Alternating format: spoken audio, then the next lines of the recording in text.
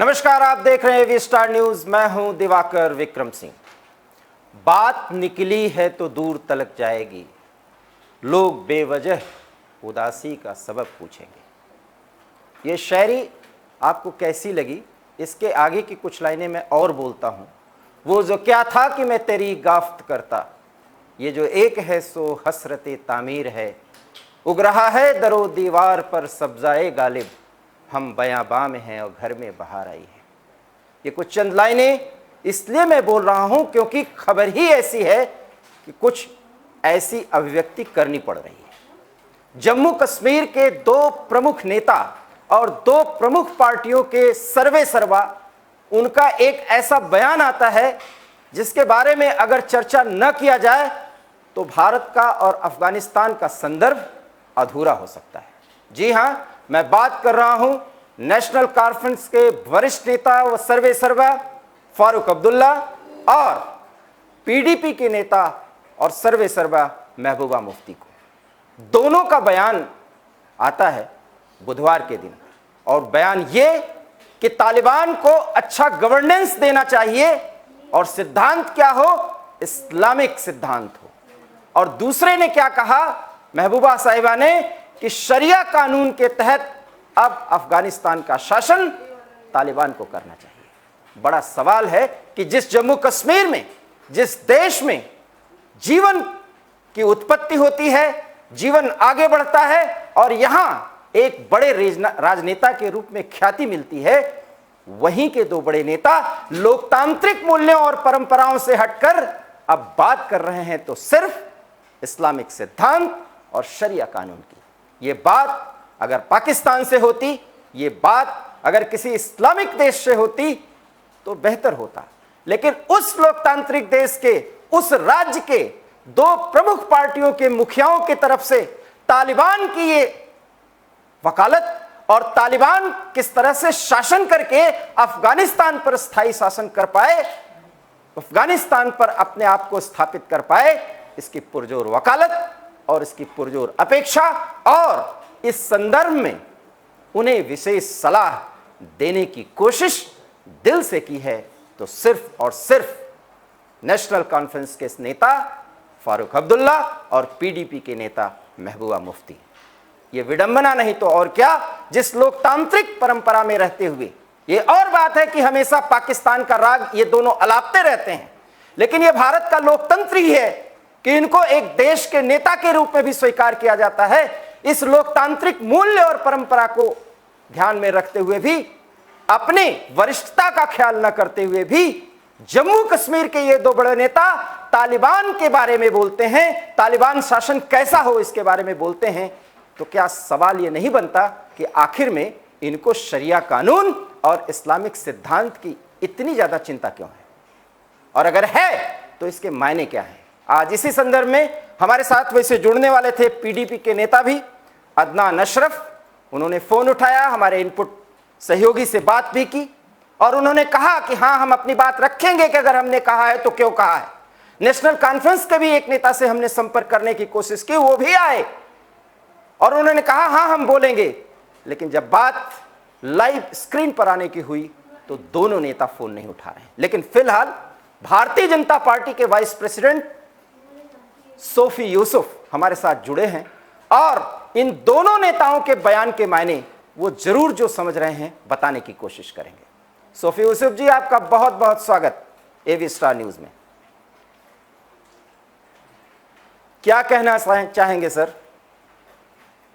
तैयारी से शुरू कर दिया है। मैं भी एक शेर सुनाना चाहता हूँ। बिल्कुल बिल्कुल, सुनाइए सर। हमें तो अपनों ने लूटा, गैरों में कहाँ दम था, हमारी किश्ती वहां डूबी जहां पानी कम था।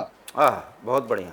ये हमारे देश के बड़े नेता हैं जी, जो अपने आप को अपने देश के पिलर मानते हैं और दोनों हमारे सीएम रह चुके हैं।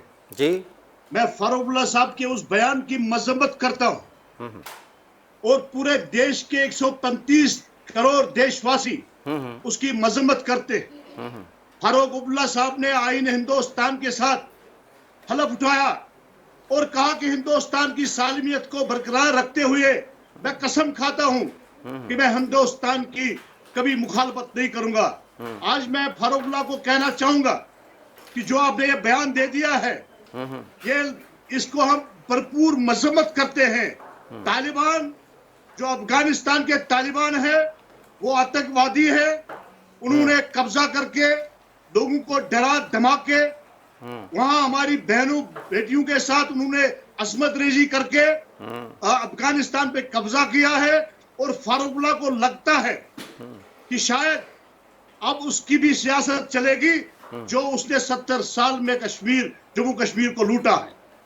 मैं डॉक्टर फारूकुल्लाह साहब को आपकी वसादत से और देश के 135 करोड़ देशवासियों की उनकी नजरिया से कहना चाहूंगा, फारूक साहब अब आप छोड़ दीजिए।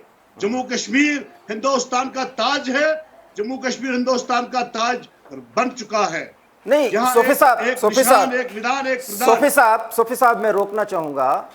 जम्मू कश्मीर तो किसी के बाप का नहीं है, बिल्कुल सही बात है। और मैं ये बाप शब्द का इस्तेमाल इसलिए कर रहा हूं कि ये वही फारूक अब्दुल्ला साहब हैं जो एक बार एक बयान देकर के चर्चा में आए थे, और बयान ये था कि अगर तुम्हारे बाप का है तो जाकर के पीओजे के ले लो। तो पाकिस्तान का इनका प्रेम हमें सहज समझ में आता है, और मोहतरमा का भी प्रेम समझ में आता है। लेकिन सवाल यह है कि क्या इनको लोकतंत्र भी नहीं पसंद है क्या? इसलिए शरिया कानून और इस्लामिक सिद्धांत की बात हो रही है।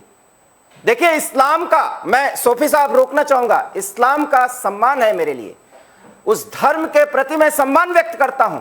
लेकिन इस्लामिक प्रिंसिपल से कहीं का शासन चले, उस राजधर्म में इस्लामिक प्रिंसिपल प्रभावी हो जाता है उन दो नेताओं के मुंह से जो इस देश में लोकतांत्रिक तौर तरीके से शासन करते रहे। सवाल बनता है या नहीं? आपको बताना चाहूंगा जी, हमारे प्रॉफिट मोहम्मद सल्लल्लाहु अलैहि वसल्लम की अगर ये बात करते हैं, मैं भी एक मुसलमान हूं, मैं भी सच्चा मुसलमान। मेरे दिल में कलमे नबी ला इलाहा इल्लल्लाह मुहम्मद रसूलुल्लाह सल्लल्लाहु अलैहि वसल्लम। हमारे प्रॉफिट मोहम्मद सल्लल्लाहु अलैहि वसल्लम ने फरमाया हुब्बुल वतनी, हमारे मोहम्मद सल्लल्लाहु अलैहि वसल्लम ने फरमाया कि वतन की परस्ती करो, वतन की रखवाली करो, वतन में अपने आप को गद्दार मत बनाओ और वतन के साथ गद्दारी मत करो।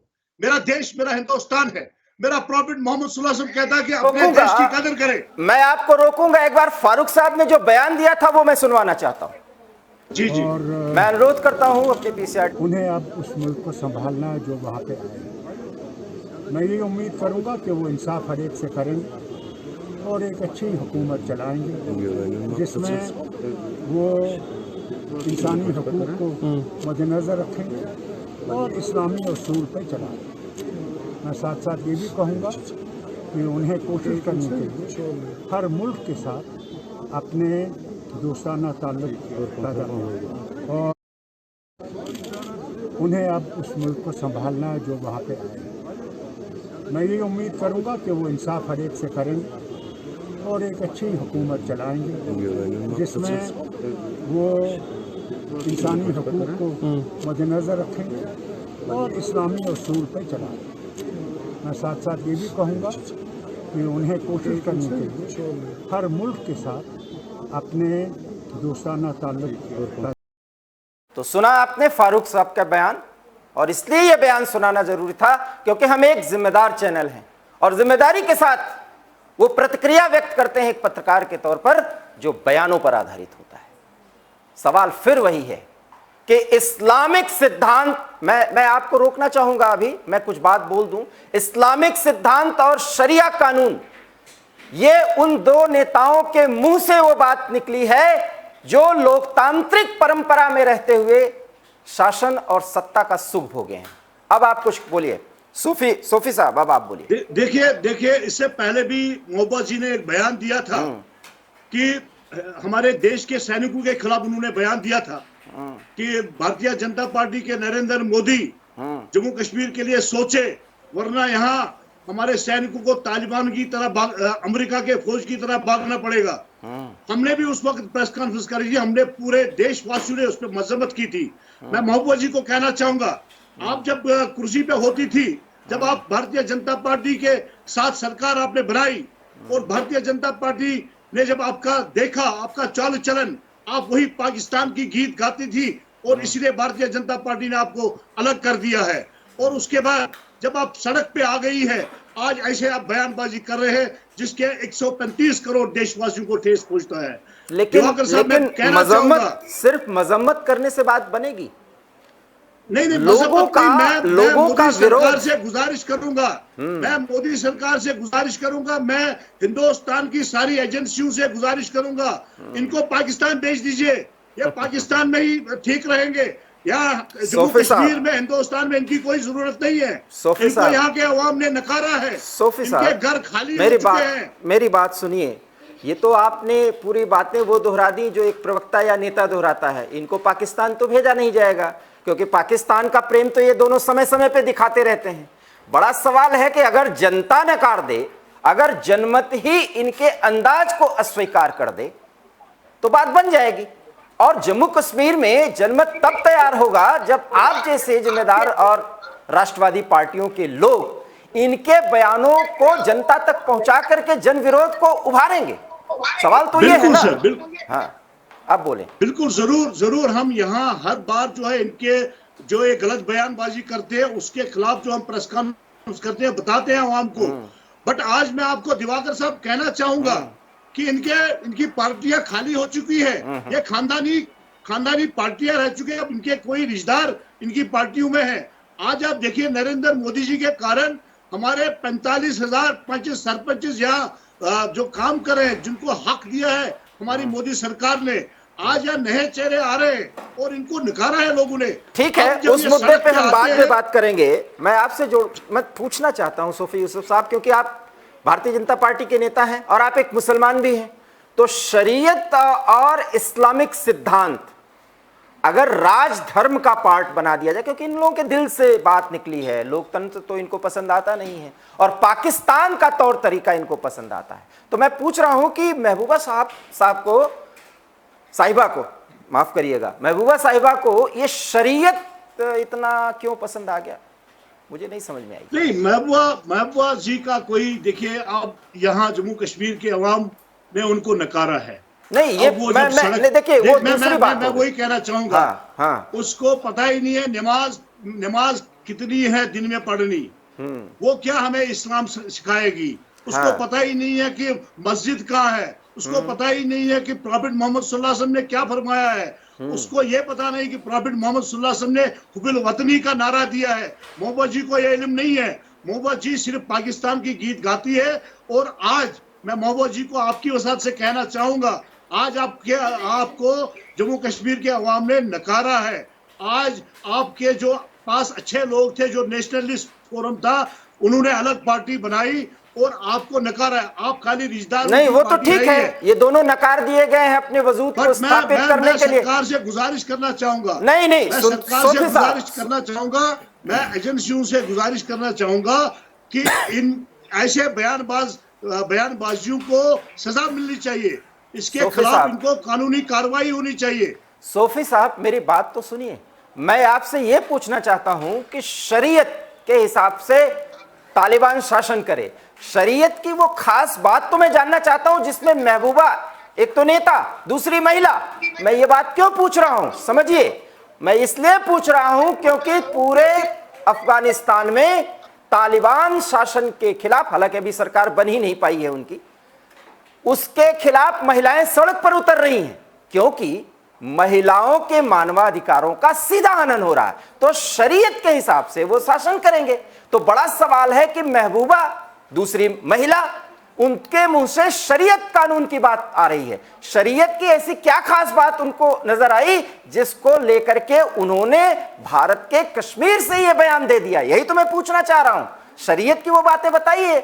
मैं आपकी वसात से मोहब्बत जी को बताना चाहूंगा कि जब तालिबानियों ने, आतंकवादियों ने अफगानिस्तान पे कब्जा किया, हमारी बहनों के साथ उन्होंने बहुत बेहरमती की है।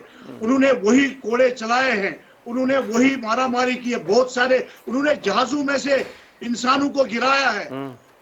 जिस जहाज में 140 की कैपेसिटी थी उसमें भागने वाले 640 लोग बैठे। मोबा जी को मैं बताना चाहूंगा, क्या वो शरीयत के हिसाब शरीयत का नाम देगी?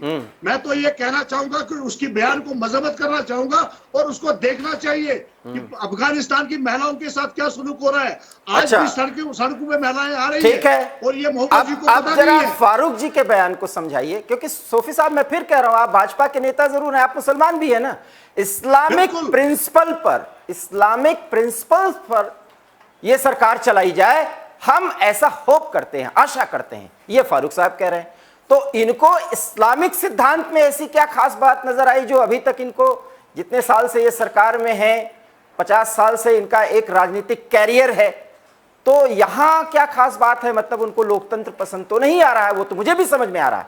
इस्लामिक सिद्धांत क्या है जो ये चाहते हैं कि उसके आधार पर अफगानिस्तान में तालिबान शासन करे, वो भी स्पष्ट करिए। देखिए, फारूकुल्लाह साहब ने, उसके बाप ने, उसके वालिद ने, उसके बेटे ने यहाँ 50 साल राज किया है और उन्होंने हिंदुस्तान के आईन के तहत उन्होंने हुकूमत चलाई है। आज जब वो सड़क पे आ गए, आज वो कश्मीरियों को दोबारा से बेवकूफ बनाना चाहते हैं कि इस्लामी तर्ज पे वहां सरकार बनाई जाए। मैं फारूक साहब को कहना चाहूंगा, फारूक साहब, ये जो आप बयानबाजी करते हैं, इससे आपको कोई लाभ मिलने वाला नहीं है। पूरा नहीं, अच्छा, जो लाभ आप लोग सोच रहे हैं, आतंकवादियों ने किस तरह वहां पे। सोफी साहब मेरा सवाल सुनिए। जो लाभ आप देख रहे हैं ना, आपने कहा ना कि इनको कोई लाभ नहीं होने वाला, जो लाभ आप दे रहे हैं, सोच रहे हैं, जो बयानों से आता, वो क्या वहां की जो मुस्लिम जनता है वो इनके इस बयान से बहुत खुश होगी? क्या यही सोच करके ये बयान दिया है? और पाकिस्तान खुश होगा जो इन दोनों का? हमारे जम्मू कश्मीर के अवाम फारूकुल्लाह के बयान को आज वो उतना महत्वपूर्ण नहीं मानते, उसको नकारते हैं। जो फारूकुल्लाह बयानबाजी करते हैं, आप यहाँ ग्रास रूट पे जाइए, उसके खिलाफ लोगों ने बड़ा एहतजाज किया है कि फारूकुल्लाह ये बयानबाजी क्यों करा है, ऐसी गलत बयानबाजी। मैं कहना चाहूंगा कि फारूकुल्लाह को पाकिस्तान के साथ प्यार है, फारूकुल्लाह को भी पाकिस्तान जाना चाहिए और वहां जो है इमरान खान के साथ इसको सरकार चलानी चाहिए। फारूक साहब को यहाँ के अवाम ने नकारा है। आप आने वाले इलेक्शनों में आप देख लेंगे कि यहाँ नेशनलिस्ट फोरम खड़ा हो गया। 99% लोग जो है अपने देश को चाहते हैं, अपने देश के जो है संविधान के साथ चलना चाहते हैं, अपने झंडे के साथ चलना चाहते हैं। फारूकुल्लाह के बयानबाजी जो है अब यहाँ चलने वाली नहीं है। अच्छा सोफी साहब, सवाल मेरा फिर वही होगा कि क्या इस्लामिक प्रिंसिपल और शरिया कानून में कोई ऐसी खास बात है जो लोकतांत्रिक परंपराओं और मूल्यों में नहीं है? सीधा सवाल है, आप फारूक अब्दुल्ला और महबूबा के बयान पे न जाएं। परंपरा में सरकार चलनी चाहिए, जमहूरियत के आधार पे सरकार चलनी चाहिए। आज जो हमारे देश में सबका साथ, सबका विकास, सबका विश्वास, जमहूरियत के आधार पे सरकार चल रही है। मैं चाहता हूं कि अफगानिस्तान में भी अगर अफगानी वहां पे तालिबानी वहां बैठ गए, पता नहीं वो कब तक बैठेंगे, तो जब तक वो बैठेंगे तब तक वो जो है जमहूरियत के हवाले से काम चलाए, क्योंकि अगर उन्होंने इस्लामी तरीके से वहां कब्जा किया होता तो हम उनको बोलते। उन्होंने वहां हमारी बहनों के साथ बेहुरमती की, उन्होंने हमारे मुसलमान भाइयों को मारा। मेरे दिल में कलमे नबी ला इलाहा इल्लल्लाह मोहम्मद रसूलुल्लाह सल्लल्लाहु अलैहि वसल्लम है। मैं कश्मीर का हूँ, अनंतनाग से रहता हूँ और मुझे भी प्रॉफिट मोहम्मद सल्लल्लाहु अलैहि वसल्लम के साथ प्यार है। उन्होंने हमारे प्रॉफिट मोहम्मद सल्लल्लाहु अलैहि वसल्लम के नाम को बदनाम किया है और यही फारूकुल्लाह करना चाहता है, यही मोहब्बत से भी करना चाहती है, बट यहाँ की आवाम इनको नकारते। अच्छा, ये सवाल तो यही है, आपने भी कहा ला इलाहा इल्लल्लाह और इसके बाद आपने कहा कि हमारी बहनों के साथ जो कुछ भी हो रहा है, एक मुसलमान होने के नाते मैं गलत मानता हूं, और न सिर्फ गलत मानता हूं बल्कि तालिबान को जाहिल और उससे भी घटिया मानता हूं, आतंकवादी मानता हूं। आपने ये कहा, तब तो जो ये तालिबानी कह रहे हैं कि इस्लामिक प्रिंसिपल और शरिया कानून, और उस शरिया कानून में महबूबा जी की एक बात और है जो मैं जोड़ना चाहता हूं कि शरिया कानून में महिलाओं के अधिकार डिफाइन है। तो फिर जब अधिकार डिफाइन है तो अब आप जो उनका मंत्रिमंडल बनने जा रहा है, एक भी महिला को कोई स्थान नहीं मिला है।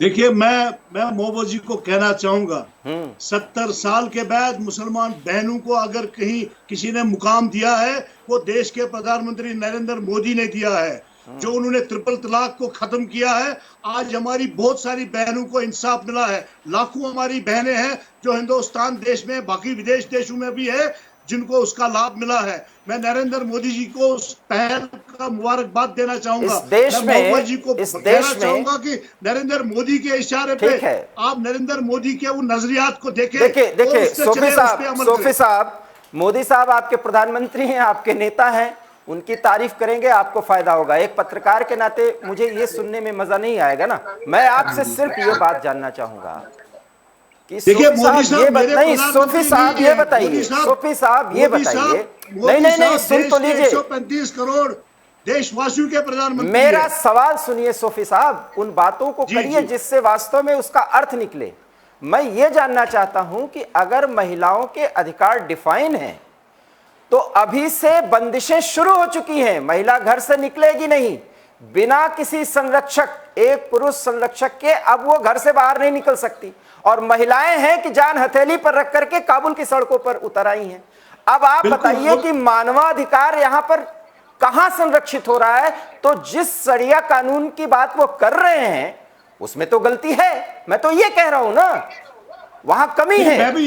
मैं भी यही कह रहा हूं, मोहब्बत जी को देखना चाहिए। कल भी काबुल की सड़कों पे महिलाओं के ऊपर कोड़े बरसाए गए। नहीं तब तो आप ये कहिए ना, आप बीजेपी के नेता हैं, आप एक मुस्लिम बीजेपी नेता हैं, आप सीधे सीधे कहिए कि जो शरिया कानून और इस्लामिक प्रिंसिपल को न वो फॉलो कर रहे हैं, और अगर ऐसा फॉलो इस तरह के लोग हैं और ये फॉलो करा रहे हैं तो ये शरिया कानून गलत है। ये आप ऑन स्क्रीन ये बात कहिए। मैं वही कह रहा हूं, वो शरिया कानून के साथ जो है ना वो नाइंसाफी कर रहे हैं, वो ऐसा नहीं कर रहे हैं। मैं कह रहा हूं कि वो दहशतगर्दी आज भी कर रहे हैं, वहां दहशतगर्दी चलाते हैं। आज भी हमारी बहनों पे वो लाठियां चला रहे हैं और कोड़े बरसा रहे हैं। इसको हम शरिया कानून नहीं कहेंगे। मैं मोहब्बत जी को कहना चाहूंगा कि वो अफगानिस्तान जाए और वहां देख के आ जाए कि वहां हमारी आपकी बहनों के साथ क्या हो रहा है। और अगर ये शरिया कानून है तो फारूक अब्दुल्ला साहब का इस्लामिक प्रिंसिपल क्या है वो भी क्लियर नहीं हो रहा है, स्पष्ट नहीं हो रहा है। नहीं, फारूकल्ला साहब को कहिए कि 70 साल आपने राज किया, तब तक ये तो आप कहिए ना, ये तो आप कहिए। बात क्यों नहीं किया? आज जब वो सड़क पे है तो ये बातें कर रहा है। आज तो पाकिस्तान को मतलब आपने देखा होगा कि उसने पहले भी क्या बयान दे दिया, उसने हमारे सैनिकों के खिलाफ बयान दे दिया। फारूकल्ला की आज ये बयानबाजी जो है, यहाँ लोग जो है ज्यादा इस पे महत्वपूर्ण नहीं लेते हैं, उसको नकार देते हैं। सोफी साहब आपने एक बात कही कि ये शरिया कानून है ही नहीं। मैं ये कहता हूं कि जो लोकतांत्रिक परंपरा और मूल्य हमारे भारत में 75 साल से आगे बढ़ रहा है वो यहां पर संरक्षित है, स्थापित है। उससे ज्यादा हम किसी कानून को और किसी सिद्धांत को नहीं मानते हैं। और अगर उसकी बात की जाती है तो वो देश का विरोध है, ये व्यक्तिगत विचार नहीं है, और इसलिए वो देश का विरोध है। मेरी बात पूरी सुन लीजिए, मेरी बात पूरी सुन लीजिए, फिर अपनी बात बोलिए। वो इसलिए देश का विरोध है क्योंकि ये दोनों एक राज्य के दो बड़े राजनेता हैं और समय समय पर रामधुन भी गाते हैं, समय समय पर जनगण मन अधिनायक भी करते हैं और समय समय पर पाकिस्तान की वकालत भी करते हैं। ये कैसा दोगलापन, ये दोगलापन ही ये बताता है कि न ये इस्लामिक सिद्धांत जानते हैं, न शरिया कानून को समझते हैं। ये वास्तव में कश्मीर की जनता और मुस्लिम बहुतायत मुस्लिम जनता को ये मूर्ख समझते हैं। देखिए, मैं दिवाकर साहब आपको कहना चाहूंगा, जैसे आपने कहा कि 75 साल से जो हमारे लोकतांत्रिक यहाँ देश में हमारे कानून चल रहे हैं, उसी हिसाब से चलने चाहिए और आगे भी चलने चाहिए। आज हमारे देश के प्रधानमंत्री लोकतांत्रिक के हिसाब से सबका साथ सबका विश्वास, जितने भी मजहब के लोग यहाँ रहते हैं, भिन्न भिन्न के लोग रहते हैं, सबके साथ वो चल रहे हैं। देश के 135 करोड़ देशवासियों को अपने साथ लेकर चल रहे हैं। मेरा आग्रह है कि आप अपने पॉलिटिकल एजेंडा को ना लाएं। मेरा आग्रह है कि मेरा, और ये अंतिम सवाल भी है, मेरा अंतिम सवाल भी, इसलिए मैं आपको बीच बीच में रोक रहा हूं। मैं उन मुद्दों पे जाऊंगा ही नहीं। भारतीय जनता पार्टी के वाइस प्रेसिडेंट हैं आप जम्मू कश्मीर के, छोटे मोटे पद जी, पे जी, नहीं है, छोटा मोटा पद नहीं है आपका। मैं आपसे यह कहता जी, हूं कि अगर आज लोकतांत्रिक मूल्यों पर इस्लामिक सिद्धांत और शरिया कानून प्रभावी होता दिख रहा है, शाब्दिक रूप से, जवानी रूप से जिसको कह सकते हैं, तो इसका मजम्मत करने के लिए, इसका विरोध करने के लिए एक राजनीतिक पार्टी के नेता के तौर पर आप एबी स्टार न्यूज पर क्या बोल रहे हैं कि आप इनके खिलाफ किस तरह का मूवमेंट पूरे जम्मू कश्मीर में चलाने जा रहे हैं? मेरा अंतिम सवाल है सर। दिवाकर साहब, मैं कहता हूं कि शरिया कानून के हिसाब से जो ये बोल रहे हैं, ये इनकी जो है कारिस्तानी है। जिस तरह से हमारे पूरे दुनिया में जो हमारे देश है लोकतांत्रिक के हिसाब से चलते हैं, शरिया कानून यहाँ नहीं चलेगा। यहाँ जो लोकतांत्रिक 75 साल नहीं, से यहाँ तो चल भी नहीं सकता, यहाँ तो चल भी नहीं सकता, यहाँ की तो बात ही नहीं कर रहे हैं, ये इनके दिल से बात। तभी तो मैंने कहा कि बात निकली है तो दूर तलक जाएगी। मैंने शुरुआत इसीलिए, मैं शेरो शायरी ज्यादा नहीं करता सर, लेकिन मैंने इसलिए कहा कि इनके दिल से बात निकली है, लेकिन बात निकली है तो दूर तलक जाएगी। जी दिवाकर साहब, इनका दिल एक है, जबान एक है। ये दिल्ली में एक बयान करते हैं, कश्मीर में एक बयान करते हैं, और इसीलिए इन्होंने अपने सियासत में मजहब का तड़का डाल के हुए यहाँ सियासत करी है। आज लोग यहाँ समझदार है, इनको नकारा है लोगों ने। आज नए चेहरे यहाँ हमारे मोदी जी ने खड़े किए। आने वाले दिनों में ये मिट जाएंगे, ये कश्मीर से भागेंगे और ये पाकिस्तान चले जाएंगे, जो पाकिस्तान के जो गीत गाते। बहुत बहुत धन्यवाद। लेकिन आप जाते जाते बहुत बड़ा बयान दे गए, और वो ये कि फारूक अब्दुल्ला और महबूबा मुफ्ती एक न एक दिन जरूर कश्मीर छोड़ करके पाकिस्तान चले जाएंगे। हालांकि ये आपका पॉलिटिकल बयान हमें लगता है, ये ऐसा नहीं करेंगे। ये हो सकता है कि और कहीं जाएं, क्योंकि फारूक अब्दुल्ला साहब को सबसे ज़्यादा प्यार लंदन से है और गोल्फ खेलने से है। नहीं, वहाँ हमारे भेजने से ऐसा नहीं हो सकता, ये राजनीतिक बयान है। बहरहाल सोफी यूसुफ साहब के अपने विचार हो सकते हैं, राजनीतिक बयानबाजी से हमारा कोई ताल्लुक नहीं, हम उससे इत्तेफाक नहीं रखते, ये उनके बयान हो सकते हैं। लेकिन एक देश का नागरिक होने के नाते और एक पत्रकार होने के नाते हम ये सवाल जरूर कर सकते हैं कि जिस देश में लोकतांत्रिक कानून है, लोकतांत्रिक तरीके का अपना सिद्धांत है, उसके अपने मूल्य हैं, उसकी अपनी परंपरा है, अगर उसका पालन करके हम इस देश में एक बड़े पद पर पहुंचते हैं, उसके बाद हमें विश्वास का खून नहीं करना चाहिए। और 135 करोड़ भारतीयों के मन में सवाल तो यही उठ रहा है कि आखिर फारूक अब्दुल्ला और महबूबा मुफ्ती को इस्लामिक सिद्धांत और शरिया कानून की याद क्यों आ गई, वो भी अफगानिस्तान के तालिबानियों के लिए। यह बड़ा सवाल है, और इस सवाल का जवाब आप अपने दिल से भी पूछिएगा, दिमाग से पूछिएगा, और जरूर उत्तर मांगिएगा फारूक अब्दुल्ला और महबूबा मुफ्ती से। एबी स्टार न्यूज में फिलहाल इतना ही। देश और दुनिया की तमाम बड़ी खबरों के लिए देखते रहिए एबी स्टार न्यूज। दीजिए इजाजत, नमस्कार।